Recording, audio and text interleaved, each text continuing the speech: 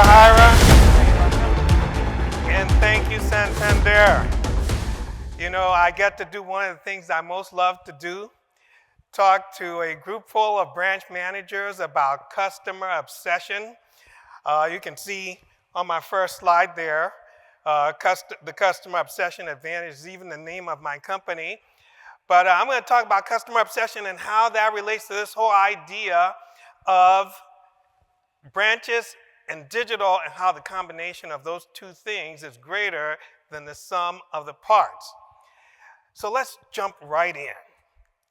You know, almost a year ago, one of my friends who is a customer experience leader in the financial services industry sent me this picture. And this was a branch near his house. And now it's been converted into a mini golf course.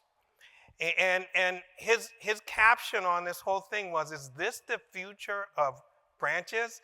And you know, it's interesting because this is a dinosaur-themed mini golf course. Now, I don't know if the owner of that golf course just likes like dinosaurs, or if they were trying to make a point that they thought that branches were dinosaurs, and that they see a future in converting branches into dinosaur-themed mini golf courses, right? And so that was the question that he raised. And you know, I mean, like when you look at some of the news that's been around, I can't say I really blame him that much, because, you know, you see things like 1,000 branches are going to close in 1 year. I mean, there's one news report that even puts a final date on when the last physical branch is going to close, right? But you know, for those of you in the audience who watch college football, you know who this guy is. He's always there with all the other folks who are predicting the games, and there are some games that you see everybody predicting one way, like there's no other possible outcome, right? And then Coach Lee puts his finger up and he says, "Not so fast, my friend." And I'm saying the same thing about when it comes to branches, okay? Not so fast, my friend. Okay, all those people who are predicting about, you know, the mini golf courses, the headlines have changed, right?